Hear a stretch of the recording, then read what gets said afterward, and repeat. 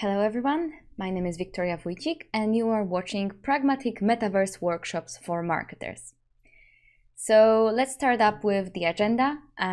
This is something you can read through or pause. There will be timestamps in the video below, so you can just quickly jump to the thing that interests you the most.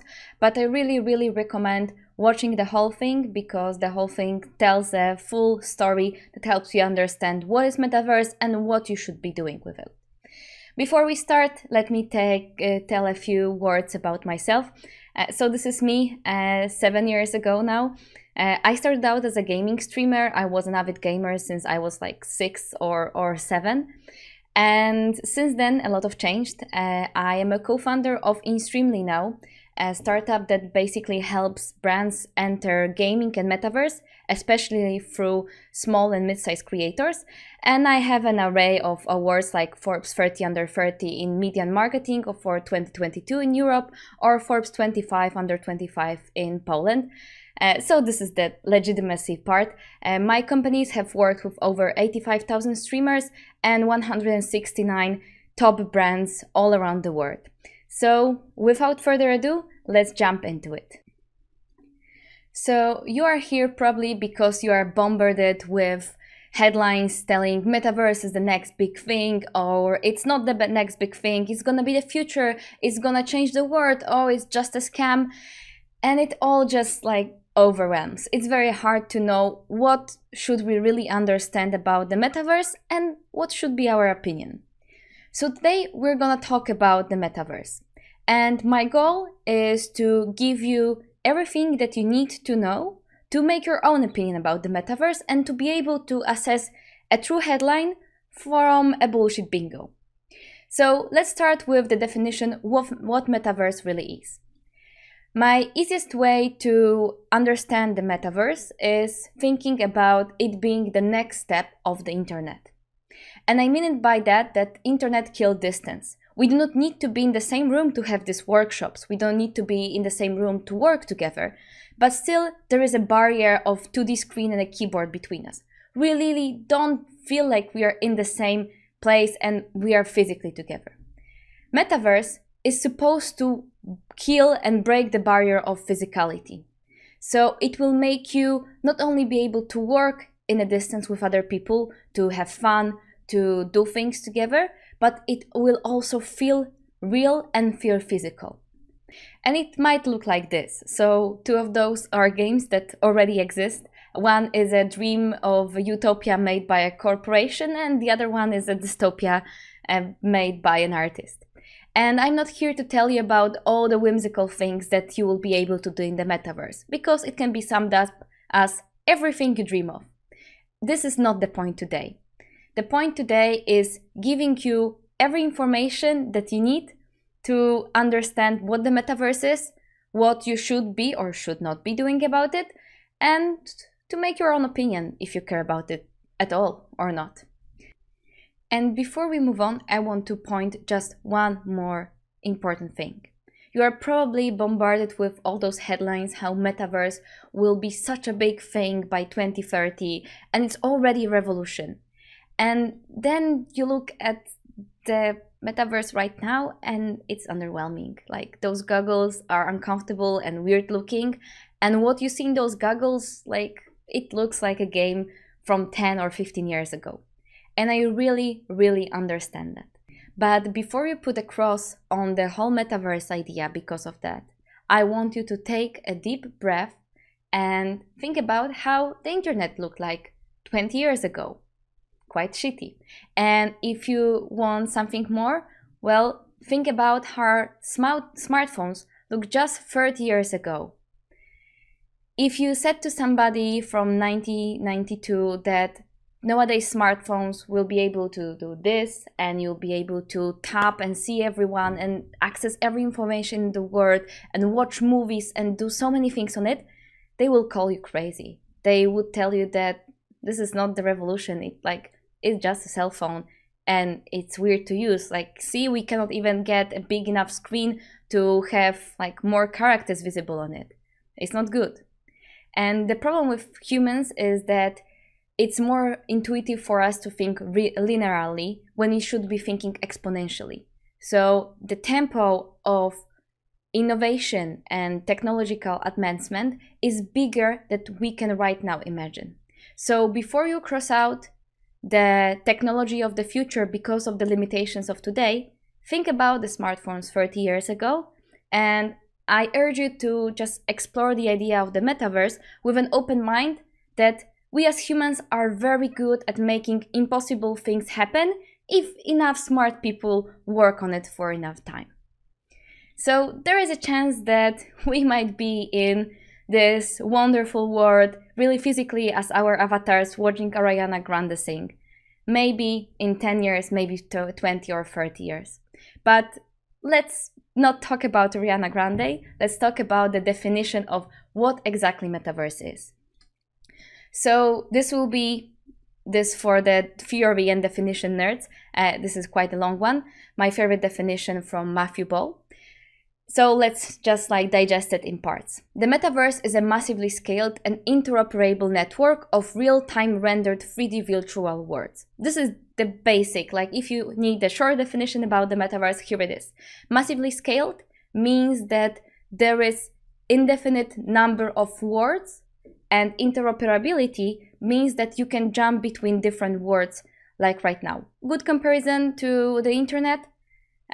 Because you have millions of websites and it's massively scaled, you can basically have an unlimited number of websites, and you can jump between every other website just by one standard. So this is why also the metaverse is the next 3D internet, because it's just internet but in 3D virtual worlds when we are physically together. Next, those worlds can be experienced synchronously and persistently by effectively unlimited number of users. This is very important because right now some people compare metaverse to games, but games cannot be experienced by effectively unlimited number of users right now. And the second thing, the persistency and synchronicity, means that right now if I jump in a Fortnite game, there's just 100 people in the lobby, and if I cut down a tree, then the next game, after the game refreshes, nobody will see the tree cut. It will be refreshed. In synchronous and persistent experience, everyone is experiencing the same world at the same time. And of course, there can be different rules of physics, etc. But when something happens on my screen, it happens at everyone's screens. With an individual sense of presence and with continuity of data such as identity, history, entitlements, objects, communications, and payments.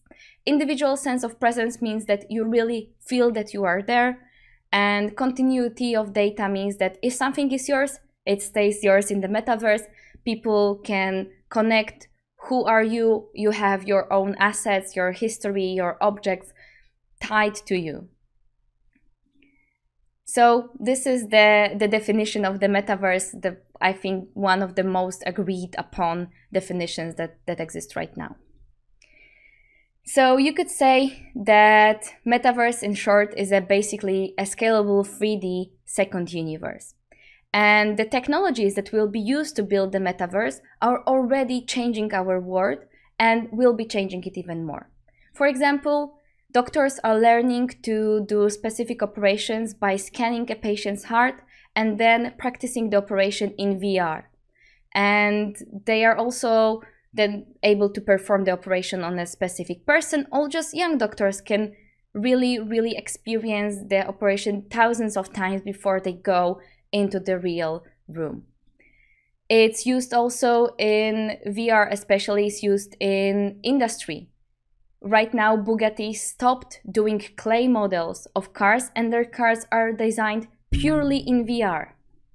Then you have education. There are schools that, for example, there's a Florida high school that let you go into it in VR, and this is a fully VR class. This is online classes instead of via Zoom in virtual reality where you can really be with other people and experience stuff, not only watch them on a screen.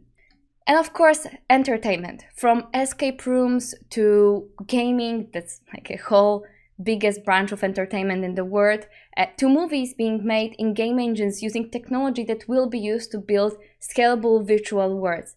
The technology is already here and is being used, and integrating it into a scalable 3D second universe is just gonna happen. Okay, so you know what Metaverse more or less is, but let's dive a bit deeper into it. Let's start with taking one thing off the board. It's the Metaverse, not a Metaverse. The same way as there are no multiple internets. Of course, people can argue with China, but let's agree with this, that there is one, the internet, the same way that there is one, the Metaverse. And I think this comparison to the internet fits really nicely into understanding what Metaverse is. So if you'd say that Metaverse is a 3D internet, and this is what it basically is, then there are nice comparisons to be made. You have the Metaverse, the internet, the thing, the network connecting it all, and then you have meta platforms. You can right now compare them to platforms and social media. Basically, platforms that allow you to create your own website, profile, and make your own thing in the internet. In the Metaverse, there's gonna be meta platforms, platforms that allow you to create your own 3D virtual spaces. Right now, the best protoplasts of that are games like Roblox, Fortnite, or Minecraft.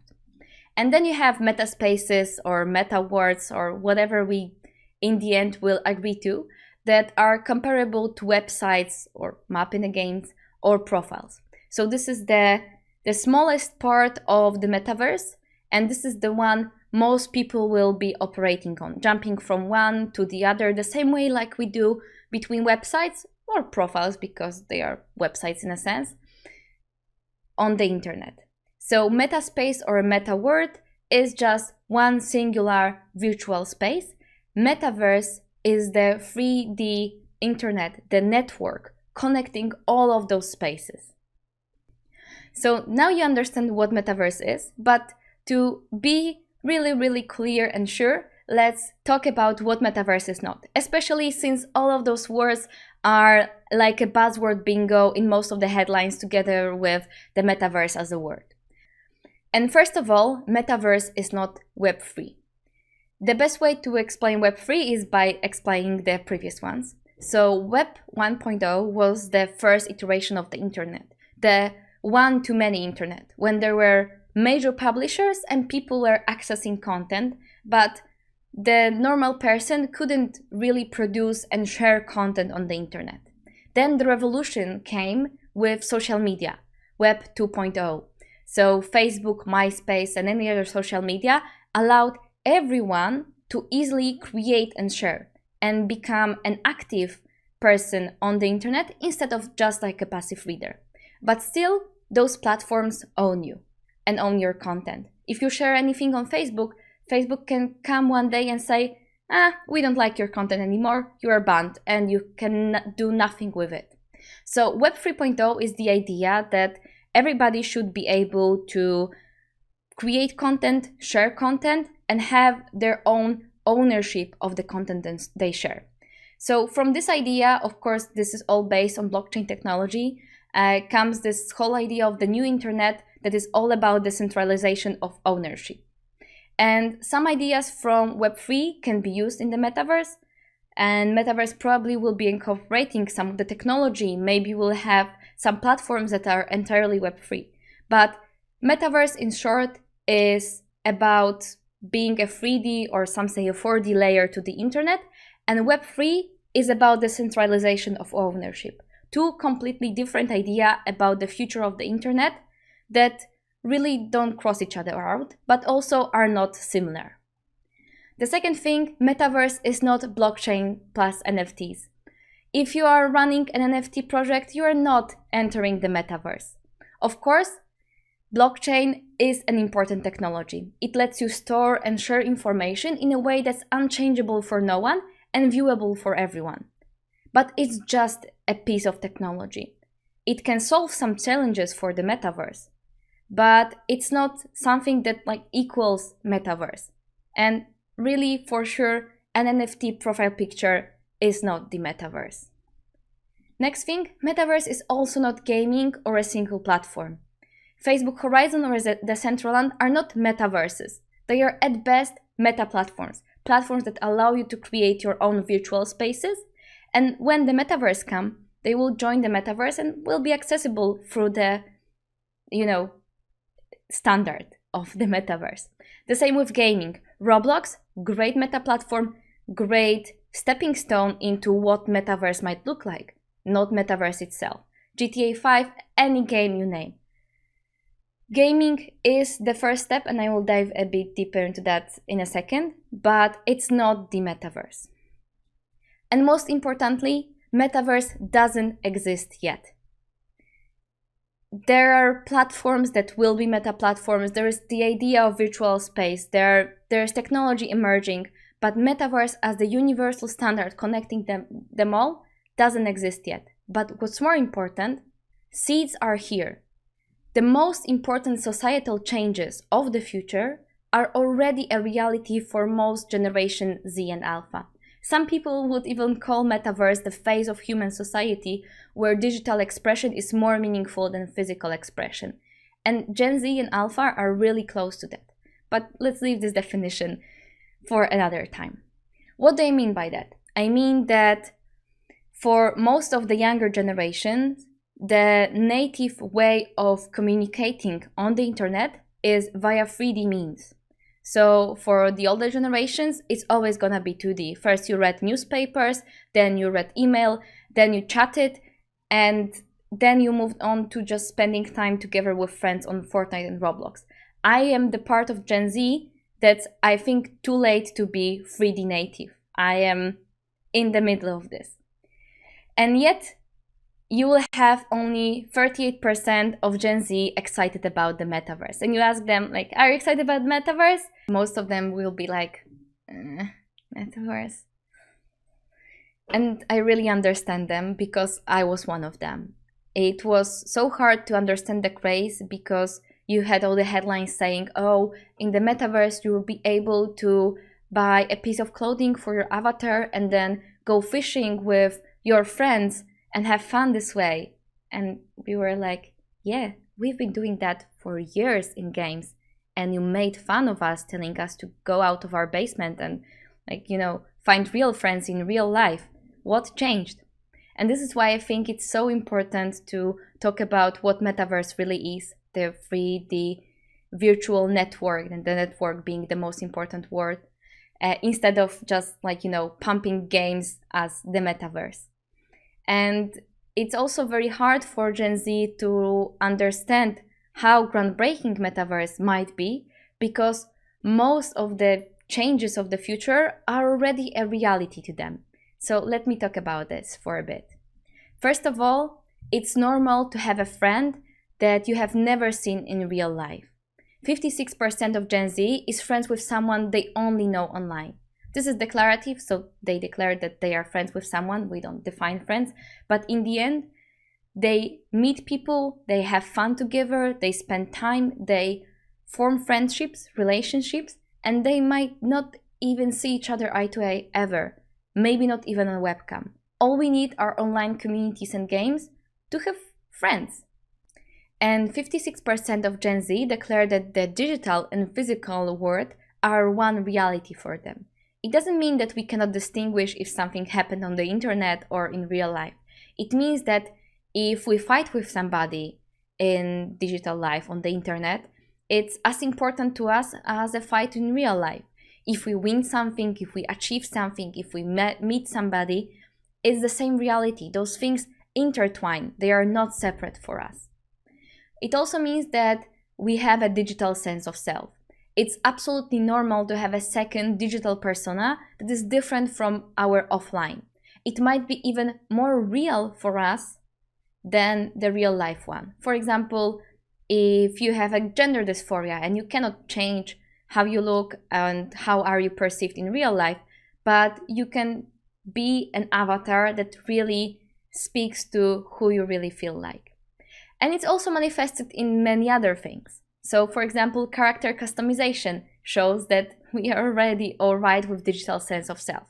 Filters altering how people see you on Instagram, on other social media. This is a way of making your digital sense of self voiced. Then you have nicknames that are more popular than real names. And it doesn't mean that only stars do it right now. You will have people who know me by my nickname Wikivi, and they will not know my real name because this is the nickname I streamed with. And people meet other friends on Discord and they never know each other's names. They just refer to each other by their Discord nicknames. Of course, this isn't nothing new.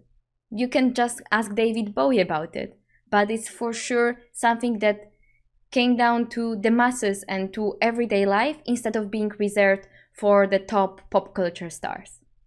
And then you have curating your feed or not, making your digital self on the Instagram look beautiful, neat, and all in the same colors, or seemingly weird with sometimes quirky and, random photos. This is all making your digital persona and how you are perceived a reality right now. And of course, Gen Z are alright with digital spaces and spending time in those digital spaces. 50% of gamers choose to play multiplayer online games. These are the spaces when you meet other people and do stuff together. It's a common thing, whether it's World of Warcraft, Final Fantasy XIV, Club Penguin, Roblox, Fortnite, VRChat, and other spaces where you can meet other people and have fun. It's completely normal to spend time in 3D virtual spaces.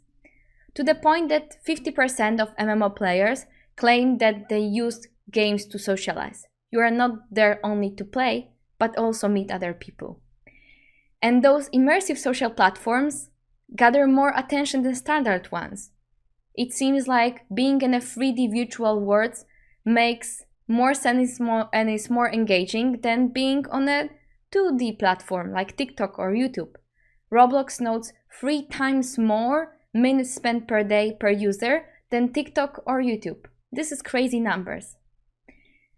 So in the end, Generation Z and Alpha are already ready for the metaverse. From the societal and behavioral point of view, they already act like they are in a digital world. The technology is not here yet to really fit their needs. But this is the most important thing that you should understand as a marketer. People are working on this technology and this will arrive sooner than later. And the audience is already using all the workarounds without this technology, and they will be first to adapt when the metaverse technology really, really comes into the future. So this is why you should be thinking about the metaverse right now. So what then needs to happen for metaverse to appear? Let's talk about that for a bit. Here are the core layers for the metaverse existence. Let's talk about each one of them briefly. Let's start with technology, the backbone of everything that's happening here. Let's start with networking. If you want metaverse to happen, you need to have very fast, very reliable, and widely accessible by many people internet. And it's not an easy thing to do. For comparison, right now in games, for example, if you play League of Legends, when you do an action with your character, it sends a signal to the game servers and back to you, and the time it takes from your click of the mouse and the thing appearing on your screen is called a ping. And ping of 100 milliseconds is not good enough for most gamers to play. I have a ping of around 20 to 46 milliseconds, and it's really alright. When the ping reaches 200 milliseconds, it's unplayable. So we are talking about fractions of a second of a very simple signal going from one way to another. And it's hard already, to the point that right now Riot Games, so the developer of League of Legends, has their own internet provider. If in Europe, America, and Korea, basically if you want to play League of Legends and you play League of Legends, the signal goes out to my house and my internet provider, let's say UPC, gets the signal. League of Legends or Riot Games comes to UPC and says, hey, we see that the signal is to our servers. Let me take the cost and the burden of processing the signal, and we will process it ourselves. And then for the internet provider, like, they don't have to carry the cost of processing the signal. So the latency is so important and so hard to tackle that the game developer basically created a global internet provider just to serve this game and to make sure the ping is low. And I'm talking about a game that's not 3D, that's not rendering what's happening on your face. It's not even millions of players or even 100 of players on the same map. It's just 5 people versus 5 people. Not as complicated as the metaverse is supposed to be. So we need huge advancements in networking, because also if we want our mouths and our emotions to be really tracked and shown on our avatars, then the latency between what we say and how our mouth and face moves needs to be really, really short, because we as humans are really very good at catching out if something is not connecting well in this area. So if I'm talking and my mouth is a bit off, you will see it and you will feel it, and it will feel very, very uncanny to you. Next, hardware, especially consumer VR, because in a way, being in the metaverse will mean that you will be there in VR goggles. So the VR needs to be cheap, accessible for everyone, and not make it easy. Next thing, it will need to track your face really, really nicely. So this on the picture is a screenshot from some kind of Apple prototype. When you scan your face for 4 minutes, you have to do different things with your mouth, with your eyes, like basically there are a lot of prompts to follow. And it creates an accurate like to 90-95% avatar of yourself. And it's then easy to work with it in VR. But it's just a prototype, and you will need a technology like this to work on basically any phone, any VR solution. And this is just like a lot of technology to happen. Also, the next thing are haptic devices, because, you know, a VR headset, when you can see something and maybe move your mouth, is not enough to feel really present. You are changing one screen to another screen with extra steps. So for us to feel really in the metaverse and like we are in a digital space together, we need haptic devices that will, on one hand, mimic our motion, and you can, for example, draw or do other things, and on the other hand, give you back some feedback. And it's not easy. Of course, the gloves on the screen are quite old. Right now we have better things for tracking haptics, but the other thing is, like, we don't have really good technology yet for the feedback. The thing that might solve it are brain-computer interfaces. So basically being able to access the internet, the metaverse, with your brain. And it might seem very dystopian and something like so high-tech that it's not going to happen. My guess, and either way you can laugh at me in those 30 years because I will be wrong, is that in 30 years we'll have a fully brain-computer interface that will enable us to access those digital spaces, feel like we're really there, receive feedback, because in the end the feedback is just electric impulses, and really exist, let's say, Matrix style in it. Of course, it sounds a bit scary to a normal person, but you can look at it from the other point of view. You have millions of people around the world being not able to fully live in real life. They can be paralyzed from their neck down or have a trouble moving. And those people could access a different reality and have a nearly full life there. And of course, be a part of the workforce, the creative workforce, etc., by having this technology. So it's not all dystopian, but it's still hard and has a lot of different risks. The next layer of the metaverse, and I think this one is not talked enough about, are creators. And what I mean by that is that internet exists thanks to unlimited creativity of millions of creators. Whether it's YouTube, Facebook bloggers, normal bloggers, Twitch streamers, or people producing amateur porn. You wouldn't have a reason to go on the internet if not for those millions of creators and their creations. And my point is that the future of the metaverse also relies on millions of independent creators, and it will even expand the idea of what creator is. So let me talk to you briefly about what creators I will see be the most important ones in the metaverse.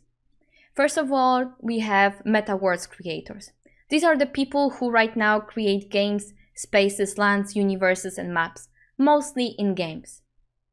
But in the future, there will be more open platforms with possibilities of independent space creation, and a virtual space will be a synonym of what is a website today. Everybody will have a virtual space, and people will need to build that. So the people and kids building maps in Roblox right now are the web developers of the future. And we're gonna have a big need for more of those creators in the future, for sure. Next thing are content and community creators. These are the people that you think about when you say internet creators. They have discords, groups, they are streamers, they do video content, around 50 million people worldwide right now. In the future, the metaverse will have a space for every niche and community. You can imagine that the same way as a streamer right now has their own Discord server where their fans meet and chat, etc. Instead, they will have their own virtual world. And those people will be able to spend time in those virtual worlds more meaningfully than they can right now in community servers. And this also means that those creators will have a bigger impact into where people spend time and what is popular. They will be able to open a portal to a branded website, or let's say a branded virtual space, and say, hey, let's check it out. Or they will be able not to do it at all. In the end, the metaverse will have a space for every niche and community, and people creating content and communities around this will be more important than they are right now. And they are quite important. Just ask every marketing trends report for the past 10 years about influencer marketing.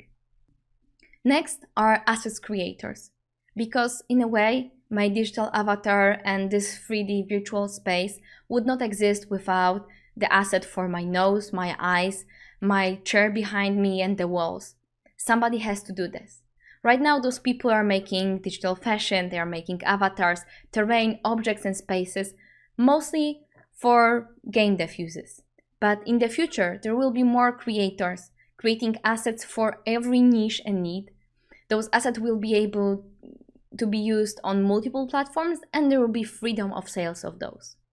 In the end, Metaverse will be created by millions of independent creators, because you will have the technology, but the creators will give a reason for people to really be there. And this is what's important. And the last layer, I sometimes call it the fluff, are the things that are talked the most about when it comes to Metaverse headlines. Monetization, marketing, ownerships, payments. Of course, all of them are important, but Metaverse can exist without them and also will be able to exist without them. The same way as internet could exist without internet payments. Would it be less convenient? Yes. But will we still be using internet and the core most important things on it would be still there? Yes. So when you're thinking about the metaverse, try to weed out the things about the two most important layers, and the top layer is just a sprinkle on top. So now you know what metaverse is, what it isn't, why it will happen, and what needs to happen for it to happen. Let's talk about the good and bad things about it when it happens. First of all, the opportunities are clear, because we wouldn't be here and you wouldn't be listening if you haven't... First of all, opportunities are quite clear. You wouldn't be here if you weren't acknowledging some of them at least. So detachment from the need to be present physically to really feel like we are in a place together. Unlimited creativity, also aided by a huge part of AI, and this is the part of technology that really will be the backbone of many things, especially around word creation and content creation. Completely new economy and creators. You can think about the same way as internet revolutionized the whole world, the metaverse will do the same thing once again. And of course, new possibilities for disabled people and generally for different kinds of people. So these are the opportunities, easy. There are probably many more, not as important right now.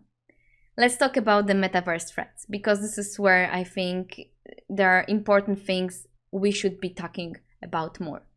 First of all, law and its execution. Who is in control? Who does the space belong to? Who is enforcing the law? If I make a virtual space and there are things happening in this virtual space, do somebody accessing it from Saudi Arabia, should they comply with their Saudi Arabian laws, or should they comply with Polish laws, or should they comply with the laws of the host of the meta platform? Let's say if it's Roblox, it's gonna be US. A big question, not an easy one. The same comes with security and decentralization. Do we want the space to be controlled by individuals, or do we want people to be able to, be moderated and have the platform be responsible for things? Security, what if somebody steals something in the metaverse? What is allowed when you create a digital space with NPCs that are AI driven and can react like humans, but they are not humans? What can you do with them, or what can you not do? A lot of things, and I'm not even going into copyright. And with a lot of those things, we are not that good on the standard internet yet. And metaverse will just bring a whole new level of crap with it. So this is something we need to start talking about really, really soon, because it's gonna take time to figure it out. The next thing we are not so good at right now on the internet is moderation, because TikTok content moderators filed lawsuit over psychological trauma to TikTok because they've seen so much scary and not good things while moderating TikTok that they just got PTSD. And it's not new, it's not just TikTok, Facebook had the same, and basically every social media platform has it. Or an example from Meta and their Horizon Worlds. After 2 days of their virtual platform being out, they needed to introduce a 4-foot personal space buffer zone so people don't harass others people's avatars in VR. Just 2 days. And the questions around moderation, who will be responsible for moderation on each virtual space, how we make sure that kids don't access spaces that are not good. We are not handling that well on the internet right now. And if you're accessing it with your brain, well, the whole idea around moderation and security and what can be done to you or you to others, well, raises to another level. And then, of course, we have health, because if you are sitting on a sofa all day, being in a beautiful virtual world in which you can do anything you want, this is the perfect reality. This sounds like a nightmare for your psychological and your physical health. And this is another question we have not answered yet. And the next one are social inequalities. So there are people who say that the metaverse will be 5% of people will be living in the metaverse and 95% will be working at factories and in industrial plants and electricity plants to power it up.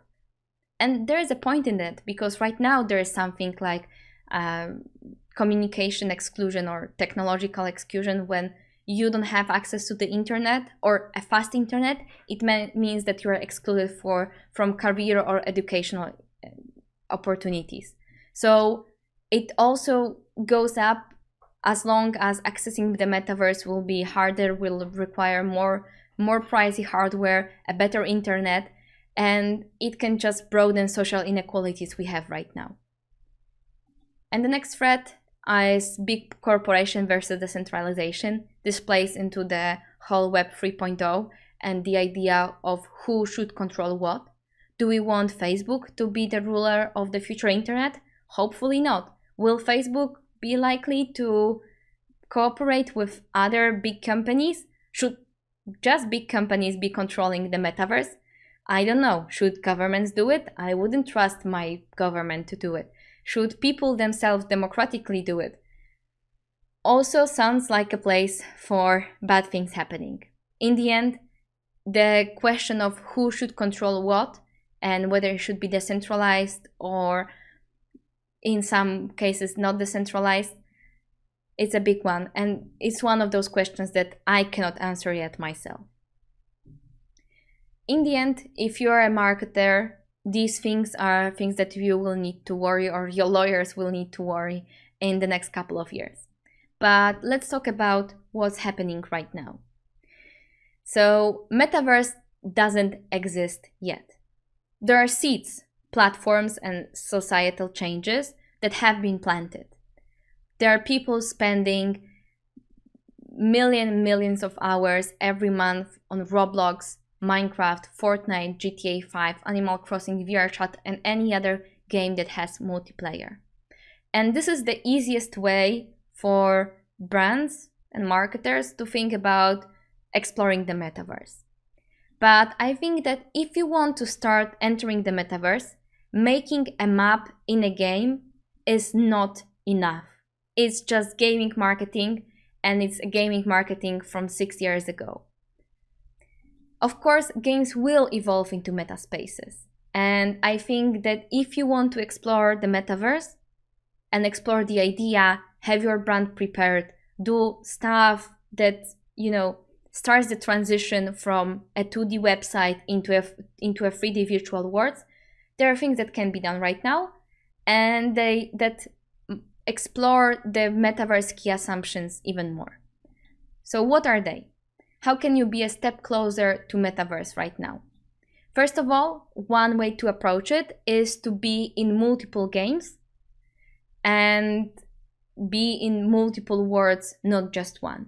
It explores the idea of interoperability, multitude of worlds, being able to jump between one and the next one, and having your assets persist.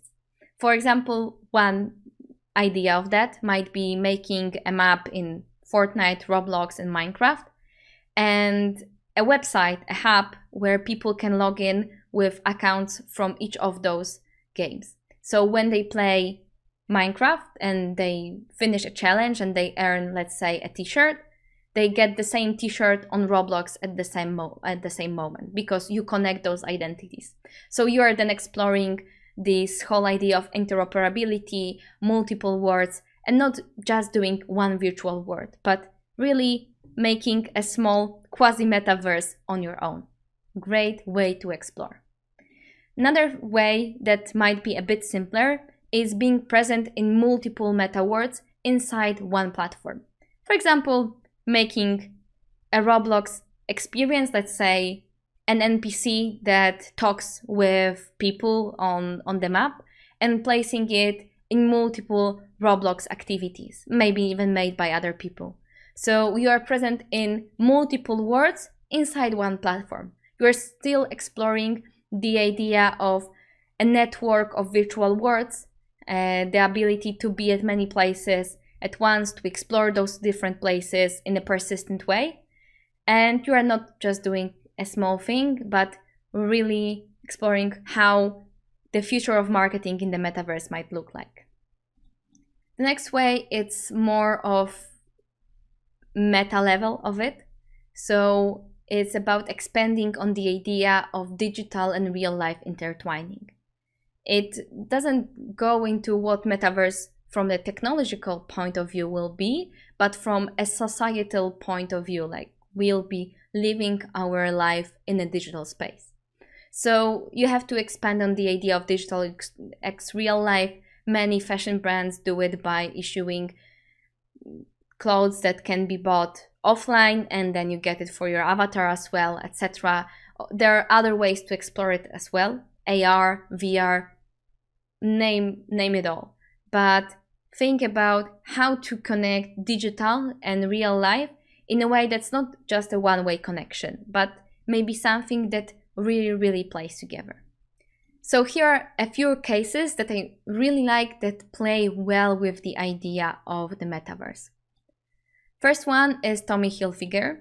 They used Ready Player Me tool. Ready Player Me, it's a tool that wants to create a standard avatar, let's say an identity, for all the games in the world. Right now they have like 1,000 of games and virtual worlds that you can access with your just one avatar.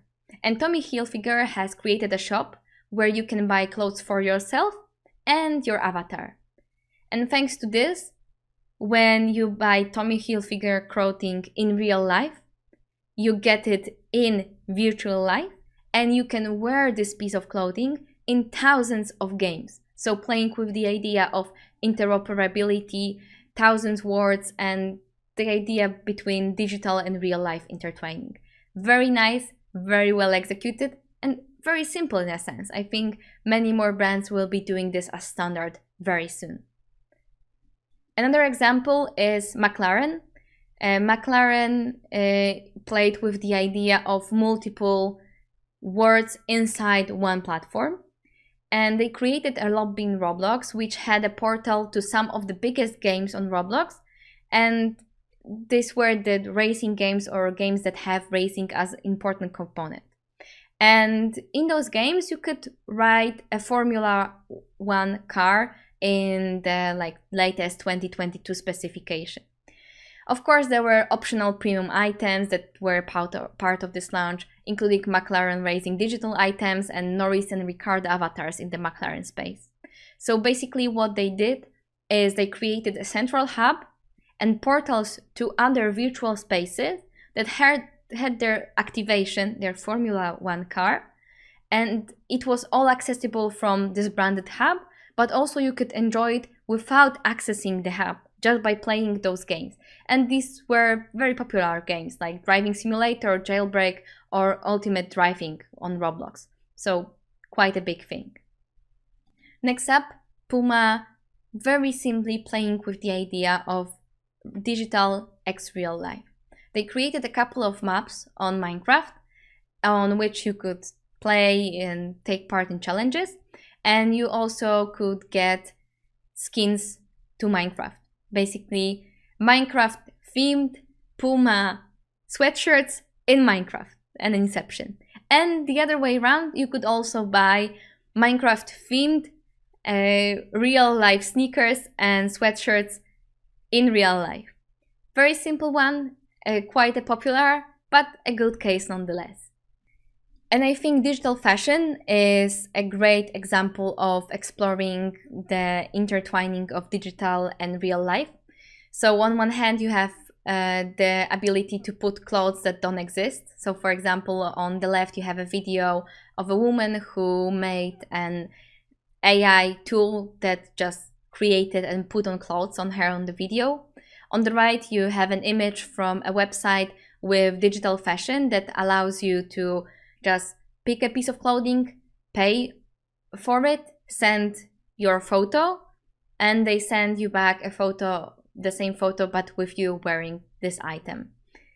An example from a well-known brand, so Nike and Genesis hoodie. They created a hoodie that took on this idea that was used in AR fashion a lot. So scanning a person wearing a certain item and showing something happening with the item. So in this case, there were wings appearing behind your back. But what was important that in order to really have this effect to appear, you had to scan an NFC chip inside the hoodie. So, and it was an NFT inside an NFC. So basically you needed to confirm in real life that you have the virtual confirmation of ownership to really be able to access the AR effect. It means that it's not only like an exclusive item, but there is a virtual confirmation of you having an exclusive physical item, and then this enables you to access a digital expansion to this physical item. A very, very cool idea, really intertwining digital and real world. So now you know everything about what Metaverse is, why it will exist, and what needs to happen for it to exist, and also how to approach it the best from the marketing perspective right now. And in the end, it all comes down usually to making something in a game, and that's great. Also, by the way, we have a whole gaming marketing course if you want to understand gamers better. It's on our YouTube, so go check it out as well. But let's talk about how you should approach doing a virtual space or a map in a game or in a meta platform right now. So here are a couple of rules you should go by and really, really have them deep in your heart. First of all, nobody cares about your brand. Your brand is just the context. Treat it as a website for your brand. Just you creating a website doesn't mean that people will come to it. So why so many brands think that if they create a map on Roblox, people will get swarming into the place? That's not true. They won't. So treat your brand and what it entails as a context for the experience you are creating. The next thing, define your form of value. Most of the branded experiences in virtual platforms are about fun right now. And I understand that because this is the simplest thing you can do, and also like low risk, high reward if you do it right. But the more brands enter into the space, the bar for a fun experience will get higher. And also there will be more need for a different kind of value. And also maybe just fun doesn't appeal to what your brand is about. So define the form of value you want your experience to bring. Is it education? Make sure that it's not done by just 2D text. Is it fun? Is it helping people explore themselves and the idea of who they want to be? Anything works, but don't think that just making a pretty place will work. It has to have value. And with the pretty place also goes the third thing. So this is a game. Put the gameplay first. In most games, you will have people designing the core gameplay loop. So the basic thing that people do that keeps them playing before they even think about creating graphics or the more visual parts of the game. This is a game. If you make a pretty experience that has nothing to offer from the gameplay perspective, people will jump into it, look at it, jump out. Put gameplay first, work with game designers, work with testers, get opinions from people and put this gameplay and the way people have fun and interact with your space first. Next thing, find the place where you fit and help others fit in. This is very broad because on one hand it's about choosing your platforms and about also choosing the audience within those platforms. But let's start with the platforms. If you want to create an experience that will be a huge PR buzz, but not many people, like you are not expecting many people to enter this place, you are not expecting engagement within the place, you just want people to talk about it on headlines of marketing and non-marketing news, great, Decentraland or Spatial is your thing. Web3 platforms that are hot, that are loud now, right now, more people are excited to write about this instead of Roblox. But they also have like a couple of thousand people on the platform as a whole monthly, in comparison to Roblox 200 million. So if you want engagement and if you want really people to spend time in your virtual space, well, probably you have to choose a gaming platform and also understand what type of players and what kind of demographics will be there. Because if you're aiming for people who are 20, 25 or more, well, Roblox probably is not gonna be the platform to go. And on the other hand, help others fit in. So create experiences where people feel like they belong in there. And it's very broad, but if you create an experience that's aimed at girls, make sure that you, for example, care about moderation, make sure that you care about inclusivity, and the same for boys, like care about things that they care about. So make sure that your experience is a really welcoming place and also fits your goals.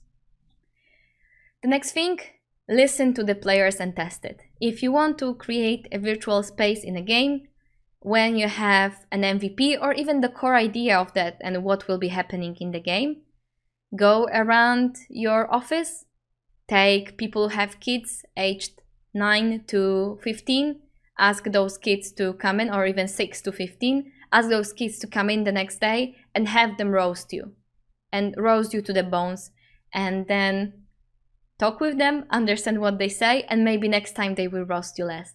Listen to the players and test it. It will mean that sometimes you will need to throw something away, and something that seems very interesting for you will not be really appealing to the players, but they are your judge, not what you think is fun. And the next thing, try it out and pivot when needed. So try it out, test it with players. If it doesn't work, create something new. You have to scrap that thing that didn't work. You have to accept that creating games, and this is what you are doing, means crossing out things that are not working out and pivoting all the time. And experiencing this process is sometimes heartbreaking and really not nice to you as a creative, but still very, very needed in the end. This last tip helps with navigating the pains of the previous one. So treat it as a long-term thing. The same way as you wouldn't do a shiny new big website with many pages and things happening on it just to throw it away after 2 weeks and stop using it, or stop updating it after a month. No, this is your new website of the future.